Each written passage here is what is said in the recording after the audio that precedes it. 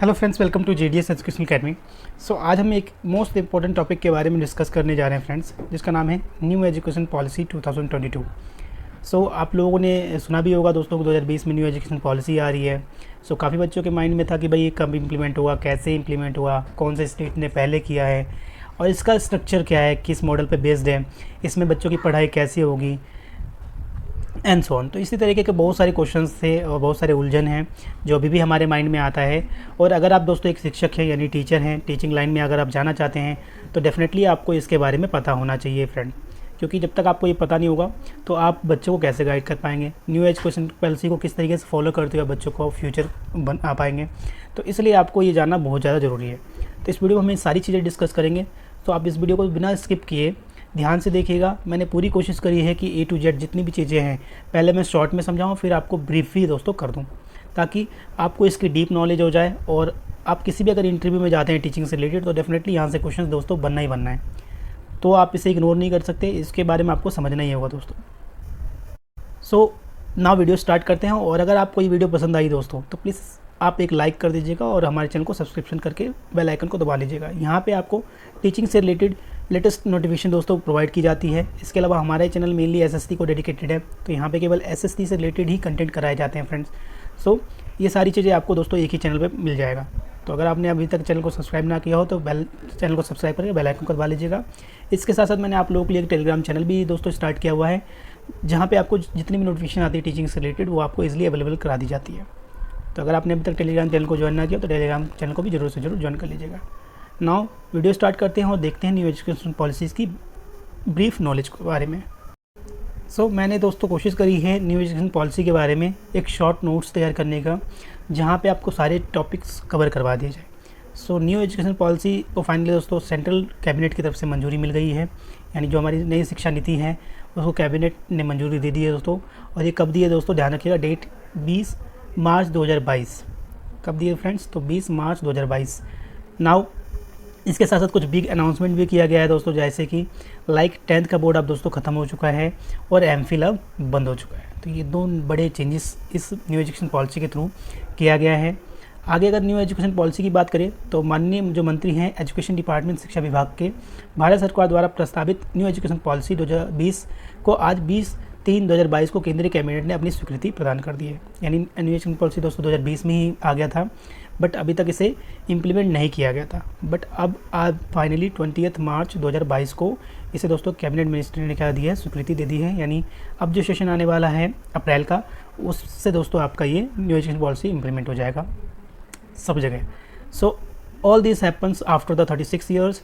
देश में new education policy दोस्तों क्या हुई लागू। तो अब 36 साल बाद दोस्तों ये शिक्षा में बहुत बड़ा बदलाव आया है। तो कहीं पे दोस्तों आपको 34 ईयर दिखेगा, बट कहीं पे आपको 36 ईयर्स। तो इसमें बेसिक डिफरेंस मैं आपको बता देता हूँ। जैसे 2020 में दोस्तों ये न्यू एजुकेशन पॉलिसी की बात आ गई थी और कुछ स्टेट्स ने अब इम्प्लीमेंट भी कर दिया था। तो 2020 तक दोस्तों ये 34 साल होते हैं, और अगर 2022 में इंक्लूड कर दें तो 2 साल दोस्तों इंक्लूड बढ़ गया है। तो अब ये फाइनली कितने साल हो गया है, 36 ईयर। बाकी अभी इसके डिटेल में थोड़ा सा और ब्रीफ करेंगे न्यू एजुकेशन पॉलिसी के बारे में। सो नाउ ये इंट्रोडक्शन था। अब हम न्यू एजुकेशन पॉलिसी की बात करें तो इसे ड्राफ्ट किया गया था फ्रेंड्स 31 मई 2019 को ड्राफ्ट किया गया था। और ये जो पहले हमारे एजुकेशन डिपार्टमेंट था वो किसके अंडर में होता था friends, MHRD, ministry of human resource and development, जो कब फाउंड हुआ था दोस्तों 15 अगस्त 1947 को। बट नाउ अब न्यू एजुकेशन पॉलिसी के आने के बाद अब हमारी खुद की एक मिनिस्ट्री होगी, एजुकेशन डिपार्टमेंट होगा, मिनिस्ट्री ऑफ एजुकेशन, जिसके ऑफिस होल्डर कौन है फ्रेंड, राजकुमार रंजन सिंह है, मिनिस्ट्री ऑफ स्टेट्स के। और धर्मेंद्र प्रधान दोस्तों जो हैं आपके UT हैं। इन एजुकेशन मिनिस्टर कौन है दोस्तों, तो धर्मेंद्र जी, ध्यान रखिएगा, ये एक्स्ट्रा नॉलेज है। अब बात करते हैं न्यू एजुकेशन पॉलिसी दोस्तों कब स्टार्ट हुई थी, शिक्षा नीति कहाँ से स्टार्ट हुई थी हमारे इंडिया में। तो सबसे पहले दोस्तों दौलत सिंह कोठारी कमीशन आया था 1964 से 1966 के बीच में। उस टाइम पे PM कौन थे दोस्तों, तो इंदिरा गांधी जी थे। और यहाँ पे दोस्तों ये ड्राफ्ट किया गया था 1964 से 66 के बीच में दौलत सिंह कोठारी कमीशन की तरफ से। और इसे इंप्लीमेंट किया गया था दोस्तों पहली बार एजुकेशन पॉलिसी 1968 में, 1968 में, ध्यान रखिएगा। और इसे क्या कहा गया था फ्रेंड्स, इस एजुकेशन पॉलिसी को जो फर्स्ट बार इंट्रोड्यूस हुआ था 1968 में, which was called for the radicals reconstructing, यानी कट्टरपंथी पुनर्गठन। यानी कट्टरपंथी का मतलब जो पुराने विचारधारा को फॉलो करते हैं उसे क्या करना, ख़त्म करना है ना। And propose the equal educational opportunities in the order of to achieve the national integration. Clear है फ्रेंड। तो ये पहली बार आपका न्यू पॉलिसी आया था। एजुकेशन पॉलिसी 1968 में। तो उसके बाद ये दोबारा बदला गया दोस्तों 1986 में। तो 1968 के 2 वर्ड्स जो लास्ट है अल्फ़ाबेट नंबर से उसको चेंज कर दीजिएगा, 8 इधर और 6 इधर। तो 1986 जो जिसके अंतर्गत कौन आया था दोस्तों, यशपाल कमेटी ने बनाया था, और इस टाइम पे ही दोस्तों शिक्षा बिना बोझ का नारा भी दिया गया था। क्लियर है फ्रेंड। 1992 में इसके बाद आया था, बट वो दोस्तों इतना ज़्यादा इंप्लीमेंट नहीं हुआ। मेन आपका 1986 का ध्यान रखिएगा। अब नाउ 2020, यानी अगर 1986 से 2020 को बात करें दोस्तों, तो ये चेंजेस कितने साल बाद हुआ है, 34 साल बाद। क्लियर है। नई एजुकेशन पॉलिसी लाई गई है इंडिया में। तो 2020 में दोस्तों ड्राफ्ट हो गया था, मैंने बता ही दिया। अब फाइनली 2020 में क्या हुआ फ्रेंड, ये इम्प्लीमेंट हो चुका है। तो एक ब्रीफ नॉलेज था। नाउ बात करते हैं इसके मॉडल के बारे में कि जो आपकी न्यू एजुकेशन पॉलिसी है वो कौन से मॉडल पर बेस्ड है। तो ध्यान रखिएगा 5+3 × 3+4। ये क्या है 5+3+3+4। तो आपको पता है दोस्तों अब तक जो आपकी एजुकेशन थी वो 10+2 थी, यानी 12th के बाद दोस्तों आपको 11 12th में आर्ट्स या कॉमर्स या साइंस आपको लेना पड़ता है। तो उसको अब चेंज करके दोस्तों क्या कर दिया गया 5+3+3+4। क्लियर है ना। अब देखते हैं इसका कितने स्टेजेस में डिवाइड किया हुआ। तो इससे दोस्तों 4 स्टेज निकल के आते हैं, 1 2 3 4। तो पहला जो स्टेज है 5 साल का, वो उससे क्या बोला गया है friends, foundation stage. Foundation stage बोलोगे या फिर क्या बोलोगे इसे, 5 ईयर फंडामेंटल्स। क्लियर है। इसमें कौन कौन सी क्लास इंक्लूड होता है, play school plus class 1st and 2nd आपका इस फाउंडेशन स्टेज में कवर किया गया है।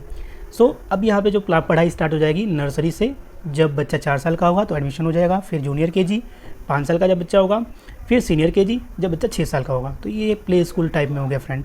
नाउ 7 साल होते ही बच्चा 1st क्लास में आ जाएगा एंड 2nd क्लास में 8 साल का हो जाएगा, तो 1st एंड 2nd क्लास। तो फाउंडेशन स्टेज में क्या कौन कौन सी क्लास इंक्लूड होती है फ्रेंड, ध्यान रखिएगा। प्ले स्कूल जिसमें nursery, junior KG and senior KG included है, plus class 1st and 2nd। तो ये बात क्लियर है। अब यहाँ पे बच्चे पढ़ेंगे कैसे, तो ध्यान रखिएगा playing no exam is held. यहाँ पे बच्चे केवल खेलेंगे नहीं, 2nd क्लास तक बच्चा केवल खेल के माध्यम से पढ़ेगा, इसका कोई एग्ज़ाम नहीं लिया जाएगा फ्रेंड।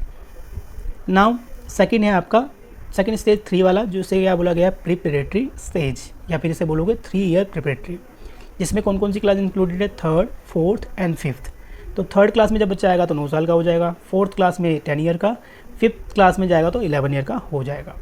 अब यहाँ पे पढ़ाई कैसे होगी फ्रेंड, तो ध्यान रखिएगा 3rd 4th एंड 5th में नेटिव लैंग्वेज, यानी जिस लैंग्वेज में उसकी मातृभाषा हो उसी में उसको पढ़ाया जाएगा। क्लियर है। इसके साथ साथ एक्टिविटी कराई जाएगी, और यहाँ पे पहली बार बच्चा क्या करेगा, एग्ज़ाम फेस करेगा, स्टडी एंड एग्जाम्स। क्लियर है फ्रेंड। तो ये 2nd स्टेज थी।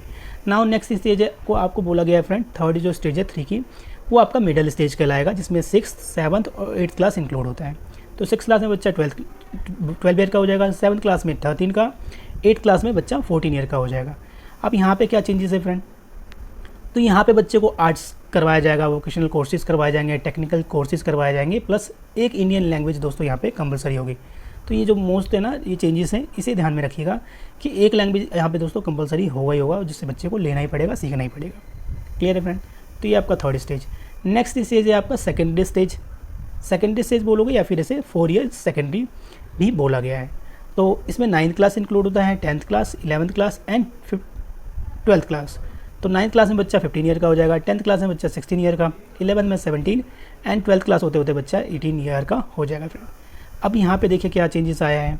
तो आपको पता है दोस्तों जो 10+2 टू 11th क्लास में होते ही वहाँ पे स्ट्रीम वाइज होती थी, आर्ट्स साइंस और कॉमर्स स्ट्रीम बच्चे को लेना पड़ता था, लेकिन अब यहाँ पे कोई भी स्ट्रीम नहीं है फ्रेंड, सेमेस्टर सिस्टम हो गया है।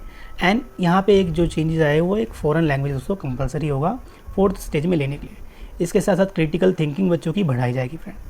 तो ये था आपका 5+3+3+4 मॉडल। क्लियर हो गया फ्रेंड। अब कुछ इंपॉर्टेंट पॉइंट्स के बारे में बात कर लेते हैं न्यू एजुकेशन पॉलिसी की। तो आपको पता है दोस्तों आप केवल 12th क्लास में ही बोर्ड रहेगा, 10th क्लास का बोर्ड खत्म कर दिया गया है। एमफिल दोस्तों जो कॉलेज की एक डिग्री होती है 4 साल की, उसे बंद कर दी गई है, ध्यान रखिएगा। अब जो ग्रेजुएशन होगा उसमें आपको पता है पहले 3 साल होते थे ग्रेजुएशन, तो 3 साल कंप्लीट होने के बाद ही आपको डिग्री मिलती थी। बट अब जो न्यू एजुकेशन पॉलिसी है उसके अंतर्गत क्या होगा, मान लो कोई बच्चा 1 साल पास करता है, पढ़ता है, और किसी कारणवश दोस्तों 2nd ईयर नहीं पढ़ पाता, तो क्या उसका वो पूरा साल बर्बाद हो जाएगा, 1st साल में जो पढ़ाई करी उसने नहीं होगा फ्रेंड। अब उसको 1 साल अगर वो कंप्लीट करता है उसे सर्टिफिकेट दिया जाएगा, अगर 2 साल कंप्लीट कर लेता है तो उसे डिप्लोमा दिया जाएगा, डिप्लोमा डिग्री। एंड 3rd जो ईयर कंप्लीट कर जाएगा दोस्तों तब उसको कंप्लीट डिग्री उसे ग्रेजुएशन की मिल जाएगी। और 4th ईयर में अगर आगे पढ़ना चाहता तो वो रिसर्च में जाएगा। क्लियर हो फ्रेंड।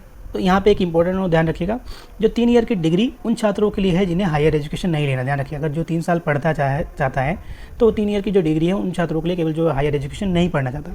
बट 4 साल की जो ग्रेजुएशन होगी दोस्तों, उनके लिए होगी जो हायर एजुकेशन करना चाहते हैं। यानी अब ग्रेजुएशन दोस्तों 4 ईयर की हो गई है। अब 4 ईयर वाले मेनली क्या करेंगे, 4 ईयर अगर मान लो ग्रेजुएशन में पढ़ते हैं तो उनकी जो MA हो जाएगी फ्रेंड, वो 1 साल का होगा। क्लियर हो फ्रेंड, पहले क्या था 3 साल ग्रेजुएशन पढ़ते थे, फिर 2 ईयर आपको MA करनी पड़ती थी। लेकिन अब ग्रेजुएशन आपकी 4 ईयर की अगर आप करते हैं तो आपको MA 1 साल बाद ही 1 ही साल करना होगा। इसके अलावा MA के छात्र अब सीधा क्या कर पाएंगे दोस्तों, PhD कर लेंगे। MA कंप्लीट होते ही फ्रेंड आप क्या कर सकते हैं, PhD कर सकते हैं, तो ध्यान रखिएगा। इसके अलावा दोस्तों एक जो चेंजेस हैं, एक कोर्स के साथ आप दूसरा कोर्स भी कर सकते हैं। ध्यान रखिएगा, मान लीजिए पहले आर्ट्स आप पढ़ रहे हैं तो ऐसा नहीं कि आप साइंस नहीं पढ़ सकते, आप आर्ट्स वाले साइंस ही पढ़ सकते हैं और साइंस वाले आर्ट्स ही पढ़ सकते हैं।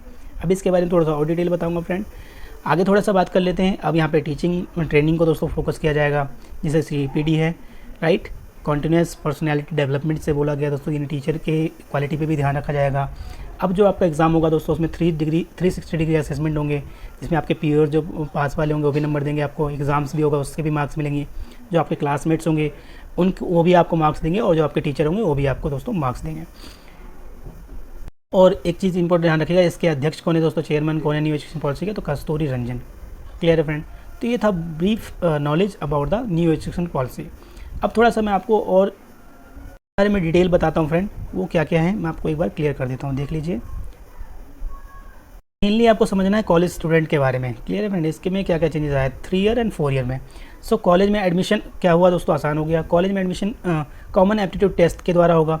कट ऑफ एडमिशन नहीं मिला तो आप अगर CET देते हैं, कॉमन एप्टीट्यूड टेस्ट दे सकेंगे, और बोर्ड एग्ज़ाम्स के मार्क्स और CAT के मार्क्स दोस्तों एडमिशन के द्वारा आपको, मतलब इनके बेस पे आपको क्या मिलेगा, एडमिशन मिलेगा। बोर्ड एग्ज़ाम जो आपने दिया उसके प्लस CAT के जो मार्क्स होंगे उसके बिहार पे आपका एडमिशन हो जाएगा, अगर आपका कट ऑफ लिस्ट में नाम नहीं आता है तो ये बड़ा बदलाव है। इसके अलावा आपको ग्रेजुएशन के बारे में बता दिया कि अगर पढ़ाई 3 साल और 4 साल के वर्षों में बांटा गया है। फर्स्ट ईयर में सर्टिफिकेट मिलेगा, सेकंड ईयर में डिप्लोमा, थर्ड ईयर में डिग्री, एंड 4 साल पढ़ते हैं दोस्तों तो रिसर्च डेवलपमेंट में आप जा सकते हैं। आगे बात करते हैं, 4 साल के दौरान जो कॉलेज में छात्र भी स्कूल के छात्रों की तरह क्या हो सकते हैं दोस्तों, अलग अलग विषय पढ़ सकते हैं। यानी ये व्यवस्था क्या कही गई है दोस्तों, multi entry and multi exit. ठीक है, यानी जब चाहे वो एंट्री ले सकते हैं, जब चाहे वो एग्जिट कर सकते हैं किसी भी कोर्स से। यानी आर्ट्स वाले साइंस पढ़ सकते हैं, साइंस वाले आर्ट्स पढ़ सकता है, आर्ट्स वाला कॉमर्स पढ़ सकता है, कुछ भी पढ़ सकता है। इसके साथ साथ multi entry and multi exit system के साथ साथ दोस्तों इसमें क्या रखा गया है, academic book of bank of credit, ये बनाया जाएगा। अब ये क्या है friend, academic bank of credit, तो एक साथ एक से अधिक विषय पढ़ सकते हैं, और जिस कोर्स में आप जहाँ तक करेंगे उसके अंक इस क्रेडिट में दे दिया जाएगा। अब मान लो दोस्तों आप आर्ट्स बैकग्राउंड से पढ़ रहे हैं, क्लियर है, अब आप चाहते हैं कि आप कॉमर्स बैकग्राउंड में जाओ, तो इसे आपको क्या करना होगा, स्विच करना होगा और आप कॉमर्स में जाएंगे। तो जो आर्ट्स में आपने पढ़ी होगी उसके जो अंक होंगे, क्रेडिट पॉइंट होंगे, कहाँ जमा हो जाएगा दोस्तों, एकेडमिक बैंक क्रेडिट में जमा हो जाएगा। और जो कोर्स पूरा हो जाएगा उसके अंक क्रेडिट बैंक में जमा हो जाएंगे, और आखिरी डिग्री के कोर्स में इस क्रेडिट को जोड़ दिया जाएगा। और जो आप एक कंप्लीट कोर्स कर लेंगे उसमें ये सारे क्रेडिट पॉइंट जुड़ जाएंगे, और all process done by online. ध्यान रखिएगा, जितने भी ये प्रोसेस होने वाला है सारा का सारा दोस्तों ऑनलाइन होने वाला है। क्लियर हो गया फ्रेंड। इसके अलावा और कुछ पॉइंट्स देख लेते हैं लास्ट में। स्कूल उच्च शिक्षा संस्थानों में संस्कृत को बढ़ावा देंगे। संस्कृत के विश्वविद्यालयों में कई विषय संस्कृत पढ़ाएंगे, स्कूल में भी संस्कृत पर जोर दिया जाएगा। उच्च शिक्षा संस्थानों में आर्ट्स ह्यूमैनिटीज़ पढ़ाएंगे। हर कॉलेज में संगीत, कला, साहित्य पढ़ाया जाएगा। फीस को लेकर भी नगर निगम मतलब नए नियम बनाए जाएंगे, फिक्स फीस होगी। बिल नेम जो आपका हुआ है दोस्तों, लागू हुआ है, उसका क्या नाम रखा गया, नेशनल हायर एजुकेशन बिल। ध्यान रखिएगा, कैबिनेट के पास के बाद संसद में पेश हुआ, फिर कानून बन जाएंगे। देन हर स्टेट से कानून बनाने में अपने राज्यों को लागू कर दिया जाएगा। तो दोस्तों ये इंट्रोडक्शन था, और आपको पता है दोस्तों अब फाइनली ये लॉ हो चुका है, यानी न्यू पास जो हमारी कैबिनेट मिनिस्ट्री है उसने दोस्तों इसे पास भी कर दिया है। तो ये दोस्तों कुछ बदलाव हैं जो न्यू एजुकेशन पॉलिसी में किया गया है। सो आई होप दोस्तों आपको अब यहाँ पे क्लियर हो गया होगा कि क्या क्या चेंजेस आया है फ्रेंड। सो इस वीडियो में इतना ही दोस्तों। Thank you so much, thank you for watching my video. और अगर इसके अलावा कोई और डाउट रहता है फ्रेंड्स न्यू एजुकेशन पॉलिसी से रिलेटेड, तो आप मुझे कमेंट बॉक्स में लिख सकते हैं, या फिर आप अपना सजेशन भी दे सकते हैं फ्रेंड। क्लियर है friend. So thank you so much friends and all the best.